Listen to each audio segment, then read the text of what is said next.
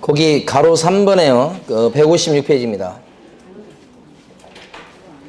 가로 3번에 반가로 2번에 보시면 법정 보수를 초과하는 약정 자체는 금지된 게 아니지만은 그것만 갖고는 금지가 되지는 않지만 초과해서 만약에 수령했다면 받는 순간에 뭐가 됩니까?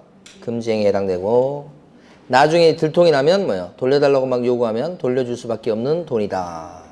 그 뜻입니다. 그 다음에 오른쪽 페이지 가시면 박스 안에 보면 4번이 있습니다. 분양 대응과 관련된 수수료가 금지행위에 해당 대상이 된지 여부 이렇게 나오죠.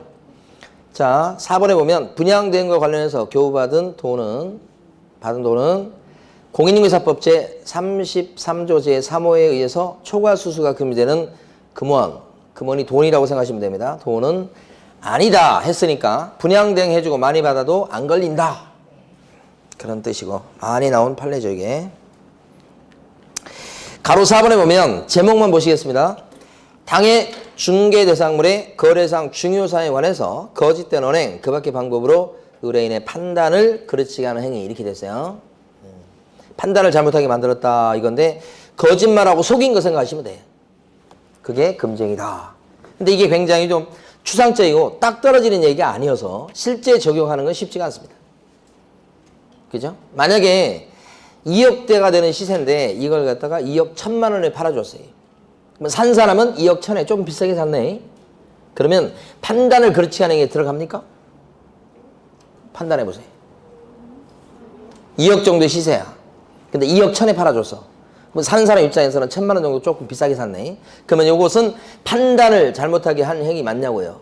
부동산 사장님 입장에서. 판단하기 쉽지 않아요. 그러니까 이런 것들은 판례가 확실히 나온 거, 똑 떨어진 것만 출제할 수 있다는 얘기입니다. 추상적으로는 얘기를 할 수 있어. 근데 판례에 따르면 하나 이제 기준이 될 수 있는 게 판례에서는 예를 들어서 한 5천 정도에 나왔는데 1억 정도에 만약에 팔아줬어. 그러면 산 사람은 2배 비싸게 산 거죠. 이 정도 되면 들어간다고 봐요 여기에. 판례는. 그러니까 조금 비싼 정도. 2억인데 한 1천만 원. 이것 갖고는 여기에 요걸로 걸 수가 없다 생각하시면 되는 거야. 그러니까 요 내용은 실제 시험에서 나오기는 좀 그래요. 똑 떨어진 게 아니어서. 그래서 나온다면 이제 판례 정도 나와요. 그래서 밑에 내용들은 뭐 잘 안 나올 거니까 넘어가셔도 될 것 같아요. 다만 이제 하나 좀 읽어볼 것은 저기 다음 페이지 가시면 판례 박스가 있고요. 그 중에 2번이 있습니다. 그 네 줄 한번 읽어볼게요. 개업공인중개사 등이 서로 짜고 손님이랑 짜고 매도 의뢰 가액을 숨긴 채 이에 비해서 무척 높은 가액으로 중개 의뢰인의 부동산을 매도하고 그 차액을 취득한 행위나 매도 의뢰받지 않는 부동산을 매수하려고 기망해서 소유자에게 매매 대금을 전달하는 명목으로 거래 금액을 중간에서 편취한 거, 중간에서 가로챈 거요. 이것이 바로 뭐예요? 판단을 그르치게 하는 행위다라고 판례는 보고 있죠. 그러니까 나온다면 이런 판례 정도가 나올 수 있는 거고요. 실제 사례는 나오기 좀 쉽지 않다. 그런 거죠. 자, 가로 5번. 5번째 행위를 보도록 합니다. 가로 5번이 뭐냐면, 두 줄 한번 읽어볼게요. 가로 5번. 양도할선이 금지된 부동산의 분양, 임대 등과 관련 있는 증서 등에. 자, 여기서 네 군데를 동그라미 칠 겁니다. 제목 지금 두 줄 읽은 것 중에서 양도할선이 금지된 할 때 금지의 동그라미. 그 다음에 부동산의 분양, 임대 등과 관련된 증서할 때 그 증서의 동그라미. 증서 등에 매매 교환 등을 중개하거나 중개 동그라미. 중개하거나 할 때 중개. 마지막으로 그 밑에 줄 증서의 매매를 업으로 하는 행위. 그렇죠? 매매를 업 동그라미요. 자, 네 군데 동그라미 쳤습니다. 자, 이게 뭐냐면 제일 중요한 단어는 증서입니다. 근데 이 증서가 뭐냐면 금지된 증서예요. 금지된 증서. 근데 금지됐다고 되어 있는데 그 금지됐다고 하는 게 무엇이 금지됐다고 앞에 나옵니까? 양도하고 알선, 소개가 금지됐다는 거예요. 양도가 금지됐다는 거예요. 본질적으로. 못 팔아먹게 돼 있다고요. 이 증서가. 뭔지 몰라도. 못 팔게 돼 있는 증서가 이렇게 돼 있죠. 못 팔아먹게 돼 있는 증서인데 그걸 갖다가 중개해주면 되겠어요? 안 되겠어요? 안 되죠. 못 팔게 돼 있는 증서예요. 이게 뭔지 몰라도. 그런데 이걸 샀다 팔고 이렇게 하면 되겠습니까? 안 되지. 이렇게. 그러니까 이게 뭔지 몰라도, 이 증서가 뭔지 몰라도 법에서 양도를 막고 있기 때문에 중개해주거나 샀다 팔고 하면 안 됩니다. 이 얘기예요. 그냥 그 의미 자체는 그냥 거기서 나와요. 이렇게 양도를 금지시켜놓은 증서 뭐가 있냐 그러면 여러분 생각할 때 무슨 통장 있잖아요. 청약통장, 부금통장, 종합통장 이런 거예요. 이런 것들은 무주택 서민들한테 아파트가 공급될 때 분양받을 때 우선권을 주기 위해서 저 통장을 인정했죠. 가입하라고 그러죠. 그럼 뭐 1순위, 2순위 그런 거 하잖아요. 그러니까 이것은 바로 법에서 보면 양도가 금지되어 있다. 왜냐하면 이런 통장을 갖다가 돈 있는 사람이 그 통장을 사가지고 대신 분양받고 이렇게 된다면 투기적 목적으로 쓰일 수 있고요. 원래 이 통장의 목적하고는 맞지 않는단 말입니다. 무주택 서민들한테 내 집 마련할 수 있는 기회를 우선적으로 주겠다고 하는 게 취지인데 거기 어긋난다는 얘기입니다. 양도할 수 있도록 하면. 그래서 주택법에서 여러분들 나중에 이제 배우셔요. 주택법 이런 데서 못하게 막아놓고 있다는 거지. 공법 시간에 배우세요. 또 이런 증서에 들어간 또 대표적인 게 뭐가 있냐면 딱지라고 하는 게 있어요. 딱지. 딱지란 말이 이제 실무적으로 굉장히 여러 가지로 혼용되고 있으니까 정확한 의미를 갖다 이해하는 건 쉽지 않은데 이 딱지가 대표적인 게 우리가 첫 시간에 설명드렸던 철거민 입주권 같은 거 얘기하는 거예요. 남의 땅에다가 뭐가 불법 건축물을 지어서 살고 있는 사람이 있다. 그걸 갖다가 어떻게 해요? 싹 밀고 아파트 세우려고 한다. 개발하려고 그래요. 그런데 거기 남의 땅에 불법적으로 지어서 살고 있는 그런 사람들이지만 그 건물 자체는 그 사람 거예요. 그러니까 원칙적으로 건축법에 따르면 이건 철거시켜도 할 말이 없는데 그때 이제 저항을 하고 막 해방을 놓으니까 원만하게 그걸 철거시키고 개발을 진행하기 위해서 어떻게 하냐면 딱지를 준단 말이에요. 그럼 이게 딱지는 뭐야? 집이 없어서 지금 못 비켜나가겠다고 하는 거니까 아파트가 공급되면 그 공급되는 그 아파트에 대해서 분양 신청을 해라 이거야. 하면 우선적으로 최우선적으로 분양받을 수 있도록 자격을 줄게 이 말이라고요. 그게 아파트 한 채를 공짜로 줄게 그건 아니죠. 분양 신청했을 때 최우선적으로 당첨되도록 만들어 줄게. 그게 딱지거든요. 이런 딱지는 사고 팔고 그러면 안 되잖아요.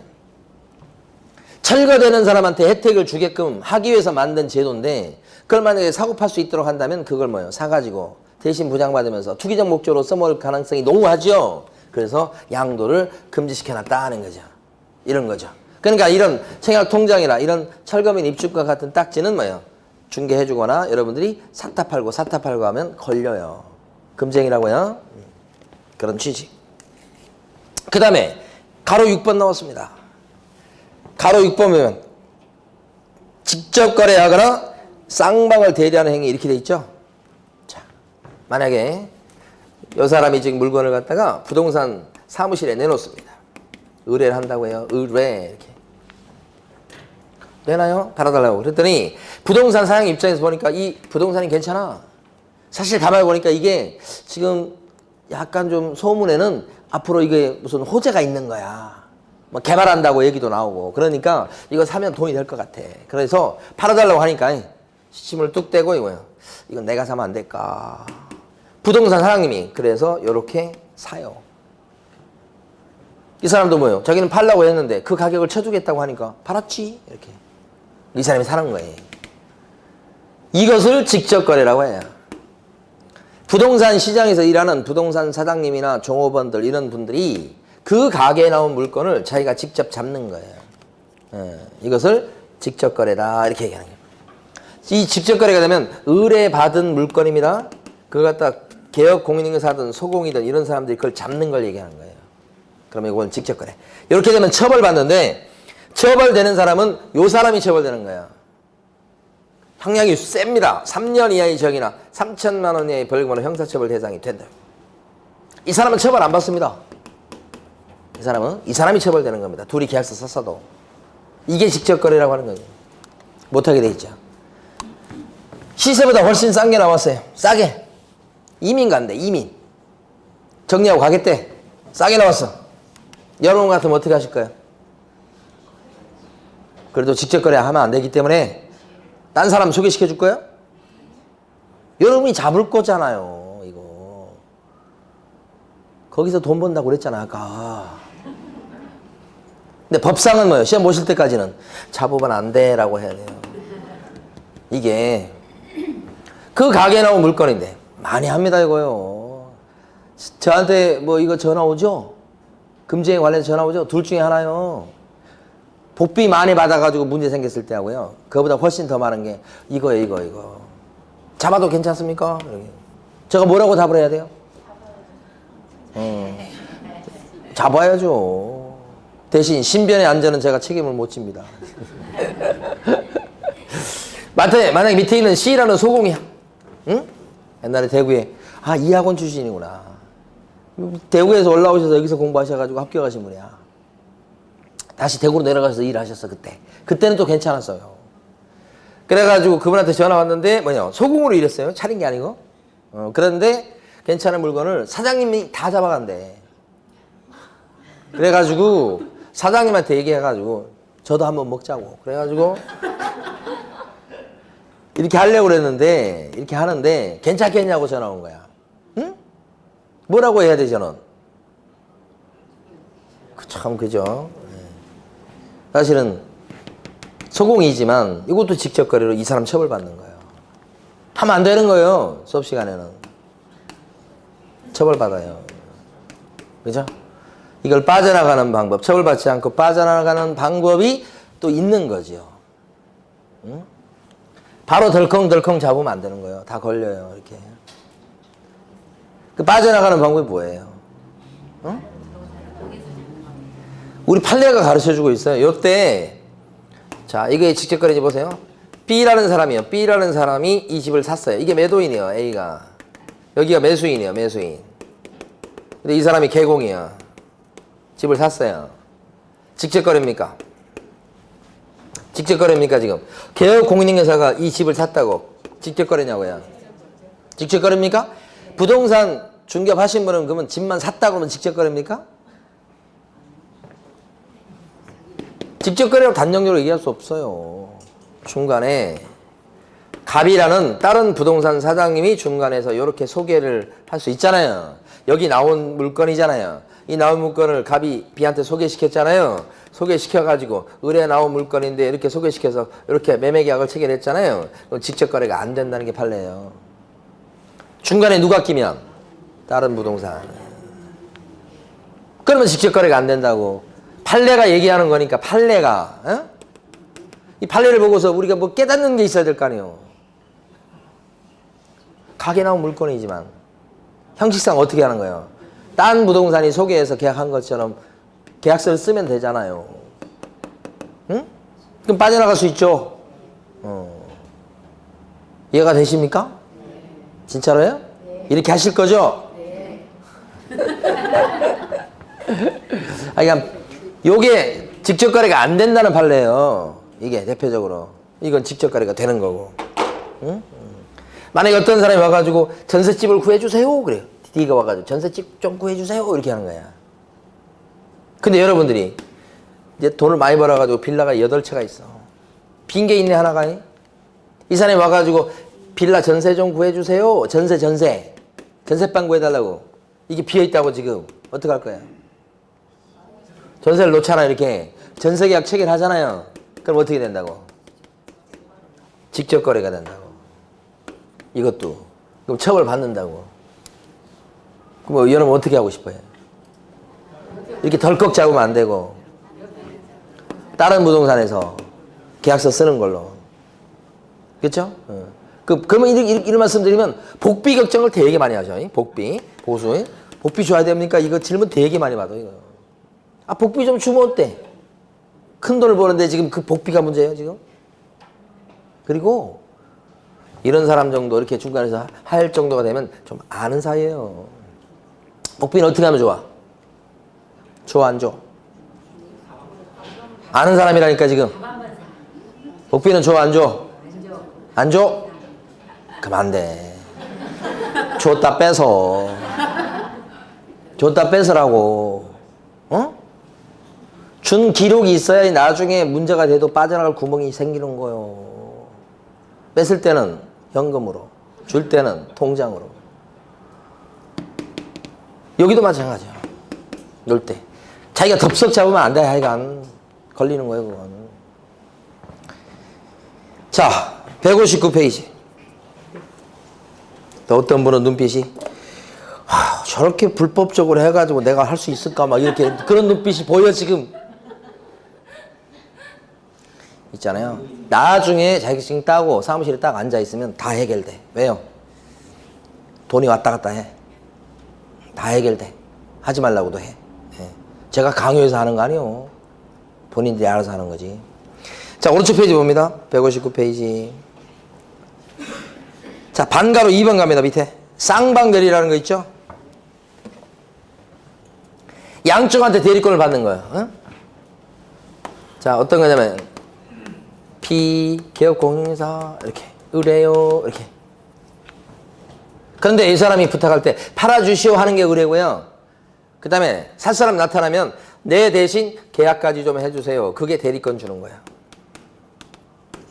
그러니까 A는 B한테 부탁을 몇 개 하냐면 2개 하는 거야. 팔아주시오. 내 대신 계약까지 해주시오. 2개. 근데 C가 왔어, C. 이 사람이 이렇게 대리권까지 주면서 내 대신 계약해 달라고 하는 이유는 이 사람이 뭐 사정이 있어서 못 온다는 거야, 그날. C는 어떤가? 와가지고요. 자, 뭐 좀 사주시오. 이렇게 부탁하면서. 부탁 하나 더 한다고요? 사주시오 하면서 부탁을 더 해. 어떤 부탁을 할까? 나도 바빠요. 못 오니까 내 대신 계약까지 좀 해주세요라고 대리권을 줘. 멀리 있대, 멀리 지방에. 못 온대, 그날. 이 사람도 못 온다고 그러고 믿는다 그러지. 못 온다고 그러고 믿는다고 그러지. 얼마나 좋아? 안 오니까. 둘이 만나서 계약을 체결해야 되는데 못 오죠. 못 오죠. 그럼 어떻게? 개업공인사 입장에서 봤을 때는 어떻게 해요? 편하죠. 편하게 그냥 커피 마시면서 계약서 한 장 쓰면 돼. 어? 매매계약서 쭉 쓰는 거지 이렇게. 혼자 다 써버리면 되잖아. 대리권 줬기 때문에. 그래서 여기다 쓸 때 뭐라고 쓰겠어? 제일 밑에다가 매도인 A, 그죠? 근데 매도인 A의 대리인 B라고 쓰지. 그 다음에 매수인 C의 대리인 또 뭐예요? B라고 쓰지. 법적으로 하면 B의 도장을 찍는 겁니다. 자, 세 번째는 소개한 개업공인회사 또 뭐예요? B라고 쓰고 도장 찍는 거예요. 혼자 다 하죠? 이런 것을 쌍방대리라고 해요. 양쪽한테 대리권을 받아서 혼자서 계약을 체결하는 거. 이거 하지 말라고 하는 건데 왜 하지 말라고 하겠어요, 이거? 이렇게 되면 계약의 내용을 결정하면서 이 사람이 피해를 볼 수 있거나 아니면 이 사람이 피해를 볼 수 있는 가능성이 있다는 거예요. 견제할 사람이 없으니까. 그래서 양쪽한테 대리권을 받아서 혼자 계약을 체결하는 이 쌍방대리는 뭐라고요? 금쟁이다. 이렇게 된 거지. 금쟁이다. 이렇게 되는 거지. 근데 현실적으로는 어떤 걸 많이 하냐면 현실적으로 쌍방대리 꽤 있어요. 근데 어떤 게 있냐면 이 사람은 진짜요. 진짜 못 와. 사정이 있어. 근데 이 사람은요. 와. 대리권을 주진 않고 와. 그럼 어떻게 되는 거야 이제? 혼자 쓰는 기회는 없죠. 누구랑 같이 써? C랑 B가 둘이 앉아서 이렇게 매매계약을 체결하죠. 그때 매수인은 누구예요? C. 매도인은 A지만 A가 못 오니까 A를 대신해서 개업공인회사인 B가 대신 계약을 체결해 주지요. 이때 개업공인회사가 대리인 되는 거예요.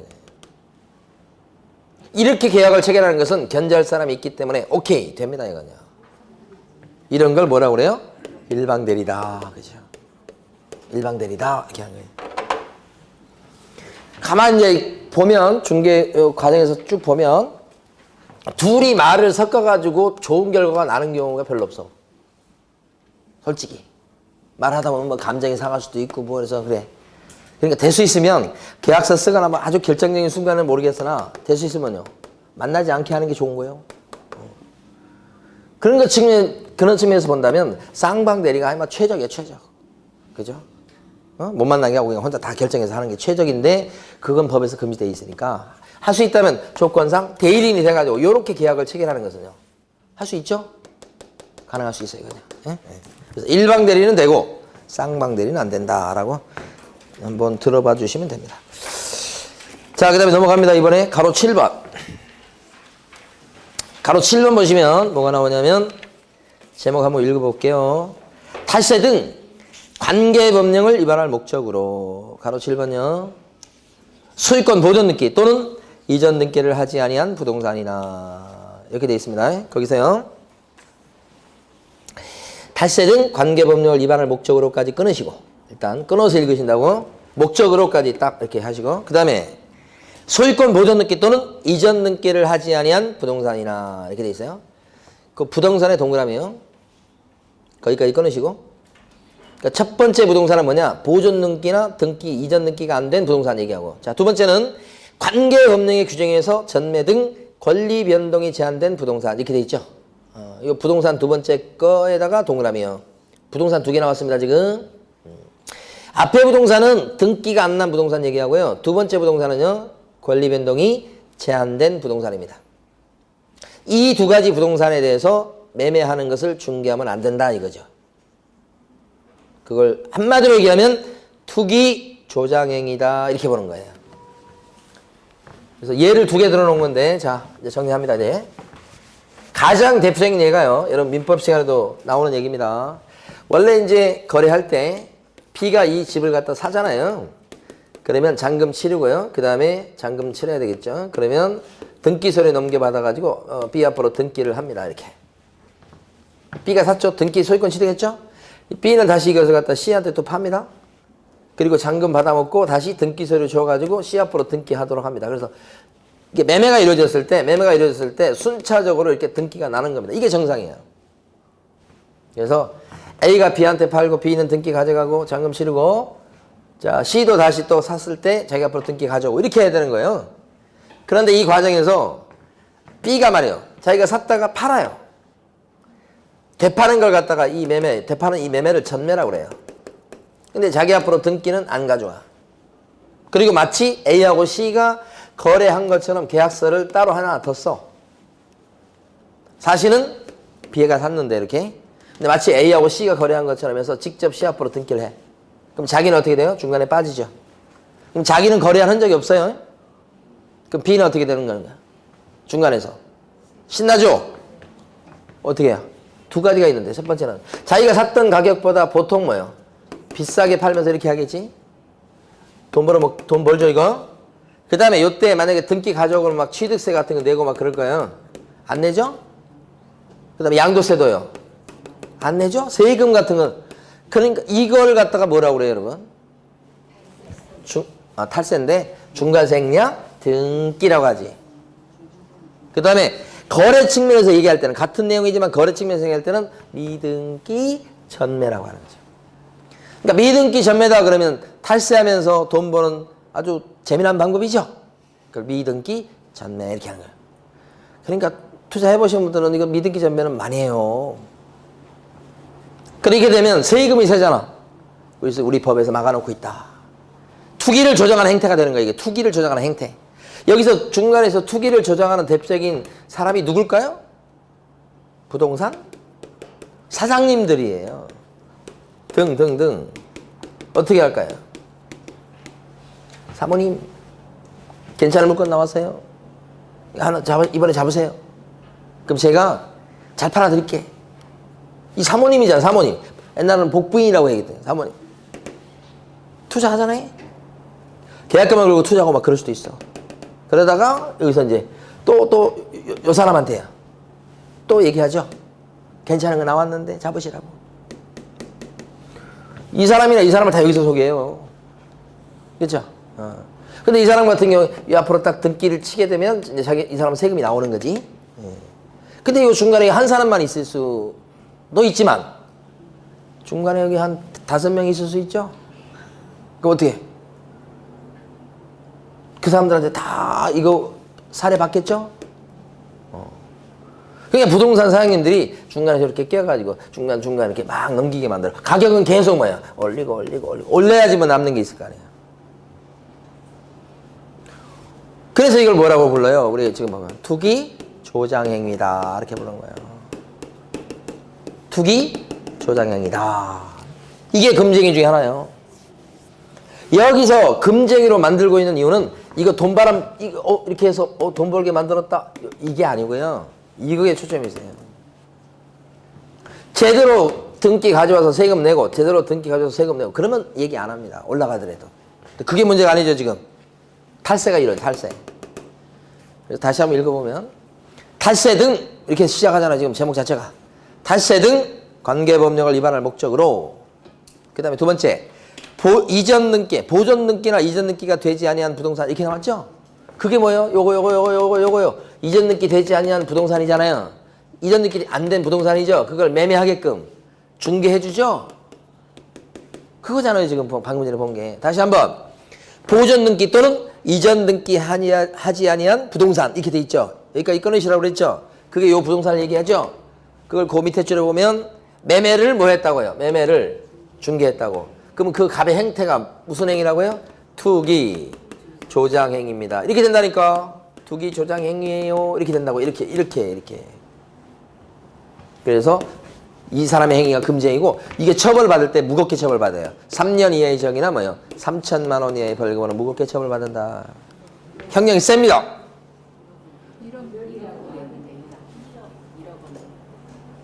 아 그거 아니요. 그건 다른 우리 중개사법 아니고 딴 법이요. 언제 또 보셨네 그거. 부동산 등기 특별조치법에서 미등기 요 사람 얘기하는 거예요. 요 사람을 그렇게 처벌한다는 거고 요 사람은요.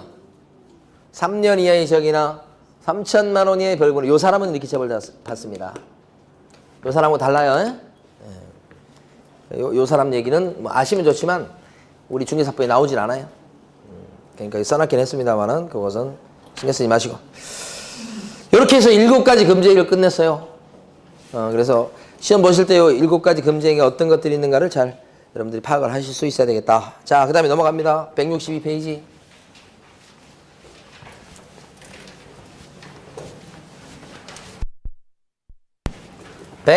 162페이지.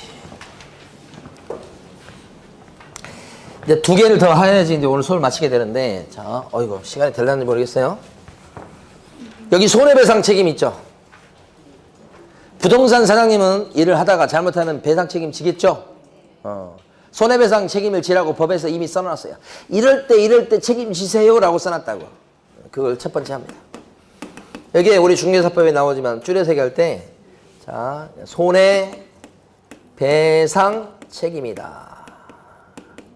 누가 배상 책임지는 거냐? 이게 법 30조에 나오는 거예요. 부동산 사장님이 배상 책임지는 거예요. 그걸 뭐라고 그래요? 개업 공인중개사의 배상 책임 이렇게 돼요. 이 손해배상 책임을 지는 구조가요. 모든 법이 똑같아요. 전체적인 틀이 어떻게 똑같냐면 일단은 행위가 저질러져야 돼요. 그 다음에 어떻게 해요? 손해가 났어야 돼요. 이렇게 저질러지고 손해가 나고 이렇게. 그럼 손해 입은 사람은 저지른 사람한테 물어내쇼 이렇게. 이 행위 때문에 손해가 발생했어야 됩니다. 무조건 행위 저질러진 것 때문에 손해가 발생했다. 그랬을 때 이렇게 물어달라고 요구할 수 있다. 이렇게 된다고. 이게 모든 손해배상 책임의 기본 틀이야. 민법도 똑같고요. 근데 여기서 이제 구체적으로 이 행위를 저지른 사람이 누구냐 그러면 부동산 사장님 이렇게 된다는 얘기예요. 그 다음에 여기서 피해자가 누구냐 그러면 손님인 거래 당사자 이렇게 되고요. 그 다음에 부동산 사장님이 어떤 행위를 했을 때 그러면 책임지라는 거냐? 요건데 책임지라고 하는 행위가 2개예요. 하나가 뭐냐면 중개행위예요. 저희 교재에 잔뜩 써놨는데요. 다 필요 없고 자 중개행위. 이것은 뭐냐면 생각할 때 소개한다고 생각하시면 돼요. 물건 소개하다가 사고 친 거예요. 물건을 소개할 때 요 물건에 대해서 빚이 별로 없다 이렇게 잘못 설명한 거예요. 나중에 알고 보니까 빚이 잔뜩 있다 이런 거예요. 그래서 들어갔던 세입자가 막 보증금 날리고 막 해가지고 손해보지요. 그때는 잘못 소개한 개공한테 왜 빚이 많은데 별로 없다고 얘기했냐 해서 책임 물을 수 있다는 거예요. 잘못 소개했기 때문에 이런 경우가 이제 대부분이에요. 근데 시험에서는 꼭 아셔야 될 게 밑에 거예요. 또 두 번째 경우는 직접 이렇게 중개활동을 하다가 사고 친 경우도 책임지는 거지만 사무실을 딴 사람한테 맡기고 빌려줬다가 사무실을 맡아서 하는 사람이 사고 냈을 때도 책임지는 거예요. 이걸 사무소 제공행위라고 그래. 이 행위가 2개예요. 그 밑에 해당하는 걸 사례를 딱 한번 기억을 하시면 어렵진 않아요. 이 사무실이 있는데 사장님은 A예요. A에 증이 걸려 있다고. A에 증이 여기 이렇게 증이 걸려 있습니다. 이렇게. 그럼 A가 사장님이어야 돼. 근데 A는 안 보이고요. C라는 사람이 사무실을 맡아서 해야 합니다. 보통 이렇게 남의 사무실을 맡아서 하고 빌려서 하는 사람은 다 자격증 없는 사람들이겠죠. 근데 어쨌든 사무실을 맡겼어. 근데 C한테 이렇게. 근데 C가 사고를 친 겁니다. 누구한테? B한테 이렇게. 사고 쳤어요. 그러면요, B는요, 이 사람 때문에 사고를 당한 거죠. 그러니까 원래대로 하면 B는 C한테 책임 추궁해야 됩니다. B는 C한테 물어달라고 해야 됩니다. 이거. 원래는. 근데 이 사람 돈이 있을까요? 돈이 잘 없어. 이 사람 사무실에 그냥 계속 앉아 있을까요? 사무실에서 사라져. 그 손해배상 받는 게 어렵잖아요. 그래서 이때는 이 사무실을 갖다가 맡기고 빌려준 요 사장님 A한테까지 배상 책임을 청구할 수 있도록 법이 인정한 거예요. 위하고 다른 점은 위에는 직접 잘못했잖아요. 거짓말 했잖아요. 잘 알려주지 않았잖아요. 근데 밑에는 A가 B한테 직접 잘못한 게 있나요? 직접 이렇게 잘못한 게 있냐고요? 없잖아요. 직접 잘못한 게 없다고 이렇게. 그래도 사무실을 맡기고 빌려주고 제공했다는 그 이유만으로도 책임지라고 하는 거예요. 그래서 어떻게 하라고요? 이 사람을 보호해 주려고 하는 취지예요. 법의 취지가. 그러니까 부동산 사장님의 책임의 범위가 조금 넓다고 볼 수 있어요. 그죠? 두 가지. 그래서 요걸 이해하시는 게 중요한 거예요. 판례가 좀 있기 때문에 나중에 공부할 때마다 요 판례 내용을 좀 잘 이해를 하셔야 됩니다. 지금 단계에서는 큰 틀을 보시고 그 다음에 마무리는 여기서 손해라고 하는 것은 어떤 손해냐면 재산상 손해가 발생했을 때 책임지는 거야. 재산상의 손해. 그러니까 예를 들어서 빚이 잔뜩 있어가지고 그걸 얘기를 안 해줘가지고 들어가면서 집어넣었던 보증금 중에서 한 절반 정도를 떼었어. 충격이 크겠죠. 그래서 1억 주고 들어갔는데 5천만 원만 건지고 5천을 날렸어요. 세입자였는데. 정신적 충격이 크겠죠. 그렇지만 거기서 본 손해 5천만 원 금전적 손해에 대해서만 손해배상 청구를 할 수 있는 거고, 그런 일을 당했을 때 정신적 충격에 따른 위자료 이런 것들은 손해배상법에 들어가지를 않는다. 특징이지, 특징. 왜 그런지 저한테 따지면 안 돼. 법에 그렇게 써져 있어. 어떤 손해만? 재산상 손해만. 이게 손해배상 책임의 큰 구조예요, 구조. 그래서 우리 교재에 잔뜩 써놨지만 자, 몇 군데 밑줄을 긋겠습니다. 162페이지요. 제일 밑에 가면 가로 2번에 반가로 1번에 162페이지요. 원칙이라고 돼 있어요. 과실책임이라고 돼 있고요. 읽어보면 두 줄까지. 개업공인인사는 중개행위를 함에 있어서 고의 또는 과실로 인해서 당사자에게 재산상 손해를 발생해 한 때는 뭘 함에 있어서요? 중개행위. 그래서 이걸 여러분들은 중개행위 책임이라고 꼭 부르셔야 돼. 이제 앞으로 중개행위 책임이에요. 이렇게. 이때는 고의과실, 즉 일부러 그랬거나 실수로 그랬거나 이런 잘못이 꼭 있어야 되는 것이죠. 고의 또는 과실로 인해서 누가 손해 입어 있어야 돼요? 당사자. 어떤 손해요? 재산상 손해. 그랬을 때는 배상 책임이 있다. 누구한테 책임이 있다고요? 개공한테. 그거 조문이에요. 그거 하나 아시면 돼요. 나머지 필요 없어요. 자, 오른쪽 갑니다. 이번에 163페이지. 반가로 2번이에요. 아래 부분에 예외라고 나오죠. 무과실 책임이라고 써져 있죠. 자, 동그라미 1번에 첫째 줄부터 두째 줄까지 읽어보겠고요. 시험에서는 아주 많이 나오는 지문입니다. 자, 개업공인사는 자기의 중개사무소를 다른 사람의 중개행위 장소로 제공함으로써 거래 당사자에게 어떤 손해를 발생하게 했다고요? 재산상 손해를 발생하게 했다. 그랬을 때 배상 책임이 있다. 배상 책임이 있는 원인이 뭐예요? 자기의 사무실인데 다른 사람의 중개행위 장소로 뭐요? 빌려줬다, 맡겼다 이런 뜻이에요. 그럼 누가 책임지는 거예요? 빌려준, 맡긴 개공이 책임지는 거다. 그 두 줄만 필요합니다. 진짜로. 나머지 하나도 필요 없어요. 자, 그 다음에 이제 165페이지 가십니다. 넘어가시고. 두 번째는 개업공인인사가 이렇게 책임지라고 법적으로 되어 있는데 책임지라고 해서 책임이 생겼다고 쳐요. 그런데 개업공인인사도 돈이 없으면 어떡하죠? 재산이 없으면 어떡하죠? 응? 제가 아시는 어떤 부동산 사장님은 자기 이름으로 된 재산이 하나도 없어. 그죠? 차도 다 뭐예요? 집사람 앞으로 돼 있어. 왜 그런지는 저도 잘 몰라. 근데 뭐 엄청 잘 살아. 집이 여러 채야. 근데 사장님 이름으로 된 일이 재산이 없네? 왜 그런지 모르겠어. 그만 재산이 없다고 쳐봐. 재산이 없으면 손해배상 책임이 있다고 하지만 이제 자발적으로 안 물어주면 쳐들어가야 될 거 아니야. 뭐 강제집행도 하고 뭐 그래야 될 거 아니야. 물론 판결 얻었다 치고. 강제집행 하려고 해도 재산이 있으면요. 재산이 없으면요. 못 하잖아요. 제일 황당한 게 뭐냐면 변호사한테 가서 상담을 일반적으로 했을 때, 그죠? 중개사고 당했어요. 그러면 변호사가 뭐라고 그래요? 그것은 당연히 책임져야 됩니다. 부동산 사장님이 책임져야 돼요. 그럼 재산에 안 물어준다 그러니까 우리 소송합시다. 착수금은 500이요. 이렇게 하면 시작하거든. 그래가지고 소송을 해. 2차, 자차에서 소송해가지고 이겼어. 우리 이겼다고요. 이제 그 다음에 어떻게? 강제집행 해야 될 거 아니에요? 보니까 재산이 없어. 뭐 한 거예요, 지금까지? 쓸데없는 짓을 한 거예요. 소송 들어가기 전에는 무조건 재산이 있는지 없는지 좀 알아보고 들어가야 됩니다. 그리고 소송 들어가기 전에 그걸 못 팔아먹게 잡아놓고 들어가는 거예요, 기본이요. 재판에서 질 것 같으면, 여러분이 재판에서 질 것 같으면, 여러분 재산이 있다고 하면 가만히 두겠어요? 팔아먹거나 숨기지? 그죠? 그러니까 지금 여기 지금 이 제도가 뭐냐면 개혁공인중개사가 배상 책임이 있어요. 배상 책임 져야 돼요. 그러면 뭐 하냐고. 재산이 없으면 소용없잖아요. 그래서 그때 대비해서 뭐라고 해요? 보험에 들도록 합니다. 보증 설정하도록 해요. 누구한테요? 부동산 사장님한테요. 보험에 들어놓으쇼. 혹시 재산이 없다고 해도 손님들은 그런 보험에 들어놨으면 거기 가서 돈 받을 수 있게요. 이렇게 하면 이게 뭐예요? 손님들이 보호가 되죠? 그게 뭐예요? 보증 설정이에요. 이걸 하도록 합니다. 부동산 사장님은. 보증 설정에 대해서 우리가 등록 절차할 때도 공부했죠? 보증 설정을 언제 합니까? 중개사무소 개설 등록 전에 합니까? 등록하고 나서 그 다음에 합니까? 중개사무소 개설 등록한 이후에 하지요? 중개사무실 차리기 전에 미리 하는 게 아니고 언제까지만 하면 충분하겠어요?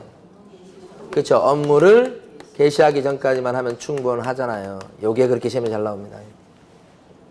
영업 개시 전이죠. 당연히 등록하고 나서지요, 사실.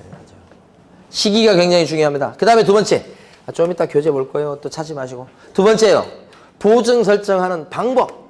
어떻게 설정하느냐. 보험 말씀드렸지만 사실 보험만 있는 건 아니에요. 첫 번째요. 보증보험. 진짜 보험이 있고요. 하나. 현실적으로는 서울보증보험회사에서 이걸 갖다가 이 상품을 팔아요. 그 다음에 두 번째는요. 협회가 운영하는 공제에 가입하는 방법이 있습니다. 공제. 이건 협회가 운영하는 거죠. 공제 드는 거. 자, 세 번째 방법은 뭐가 있는가? 공탁이라고 있어요. 공탁. 공탁 해보셨습니까? 공탁은 법원의 공탁기관에 돈을 묻어놓는데 그 공탁기관이 보통 이제 뭐 신한은행이 많아요. 신한은행에다가 금융기관이 거기다 계좌 만들어서 거기다 돈 집어넣어요. 그게 공탁이에요. 그러니까 이거 공탁을 어디에 하는 거라고요? 법원이 관리해요. 돈을. 그러니까 이건 법원에 공탁하는 거예요. 근데 이 세 가지 방법이 있는데 사실은 보험 아니면 공제 가입해요. 왜냐면 이건 보험료가 공제료 있죠? 그것이 20만 원이 안 돼요. 가만히 보면 서울보증보험이 좀 더 싸요.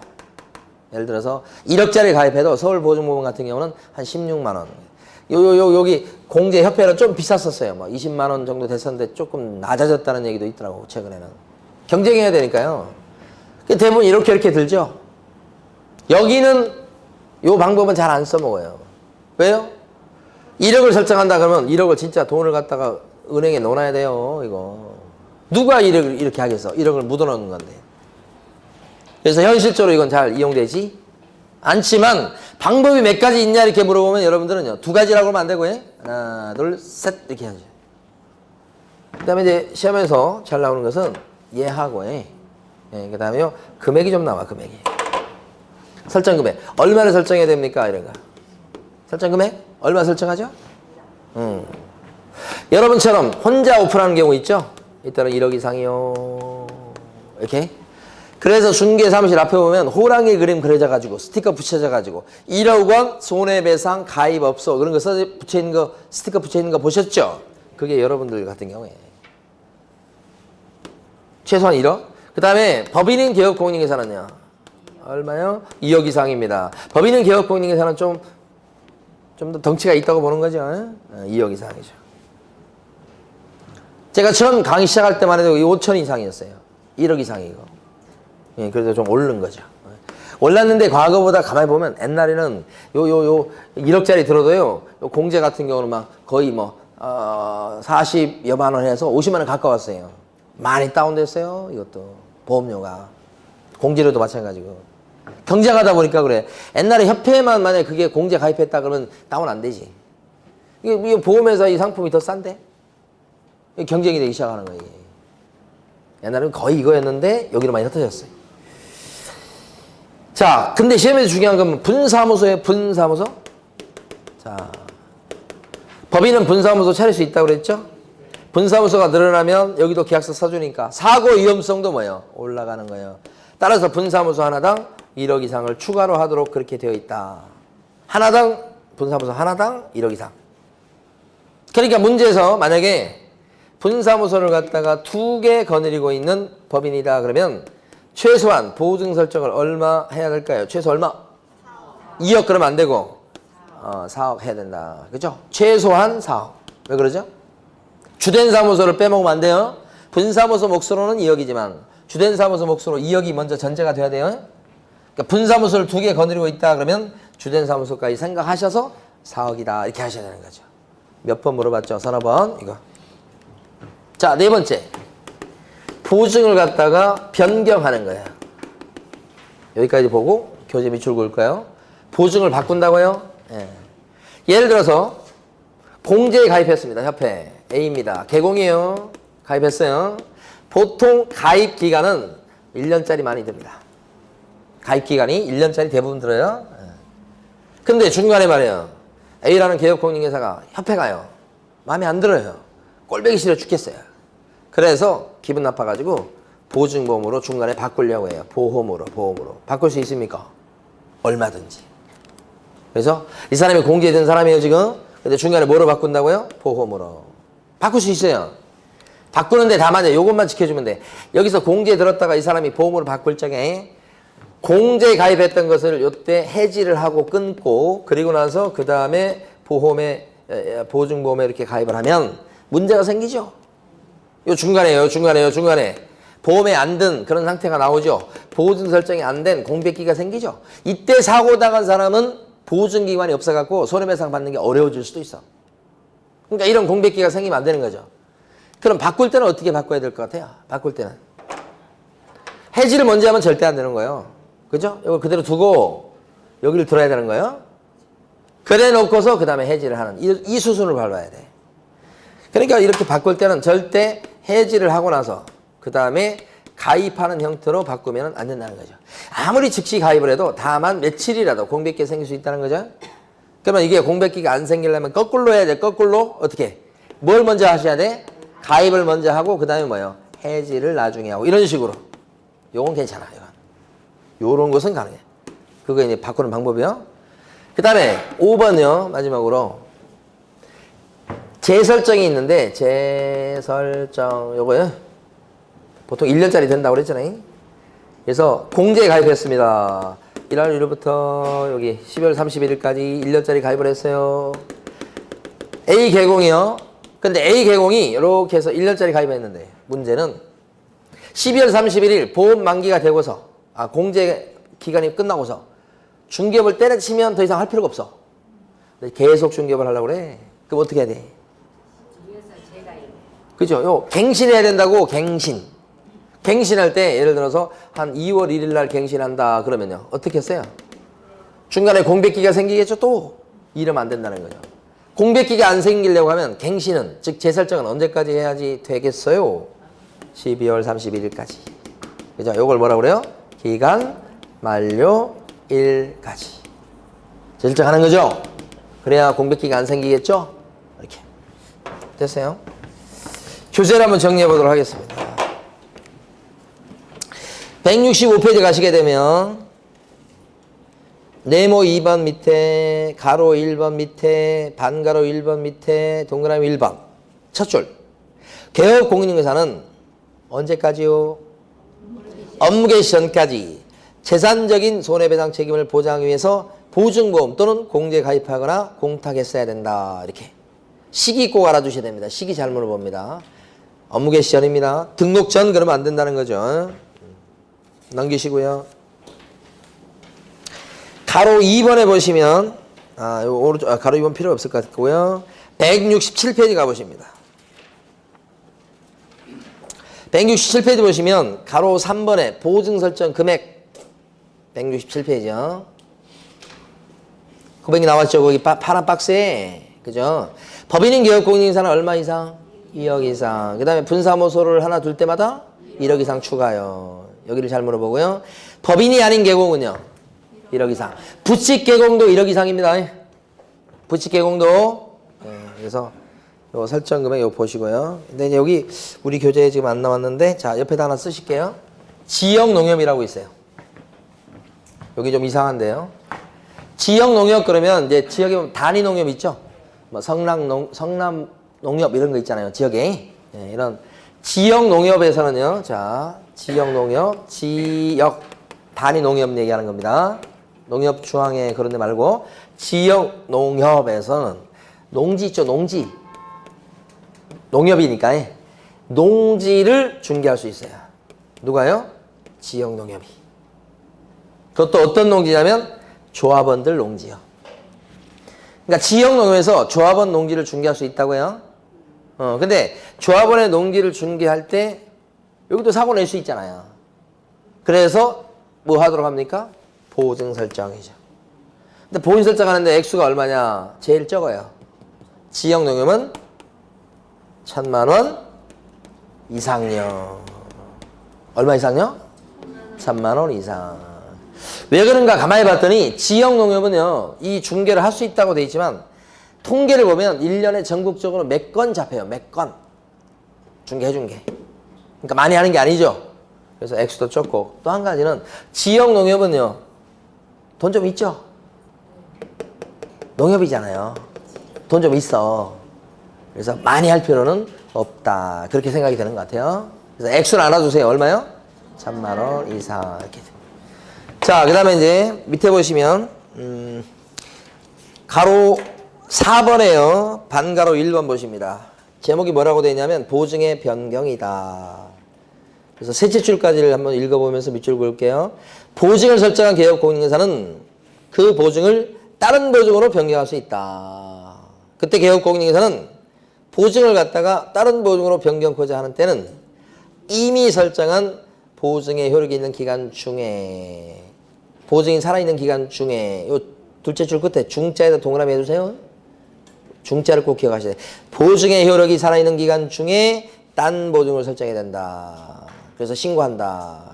셋째 줄까지요. 반가로 2번 보시겠습니다. 보증의 뭐요? 재설정. 그죠? 거기 동그라미 1번만 이번에 공부합니다.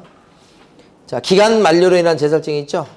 그래서 셋째 줄 앞부분까지 밑줄 긋습니다. 읽어보면 보증보험 또는 공제에 가입한 개업공인중개사로서 보증기간이 만료가 돼가지고 다시 보증을 설정하고자 하는 자는 그 보증기간 뭐요? 만료일까지. 여기가 핵심이요. 기간 만료일까지. 여기가 핵심. 다시 보증을 설정해서 증명서를 갖추어서 등록관청에 신고한다.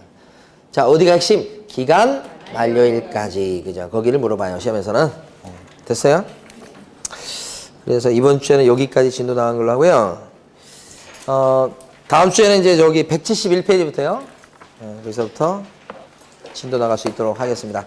11월 그 우리 입문과정에서는 관련된 내용을 다 하는 건 아닙니다. 그래서 좀 중심이 되는 내용 위주로 해서 공부를 하고요. 1월 달부터는 이제 지금보다는 좀 더 많은 내용을 하게 될 것입니다. 그래서 여러분 받으신 이 교재를 가지고 교재에서 밑줄 그을 때 여러분들이 마음대로 밑줄 긋지 마시라고 그랬죠? 수업 시간에 밑줄 긋는 것만 딱 밑줄 긋고. 그래서 이걸 갖다 밑줄 긋는 걸 최소한은 줄이셔야 돼. 그리고 그걸 나중에 반복해서 많이 읽어보시면 돼요.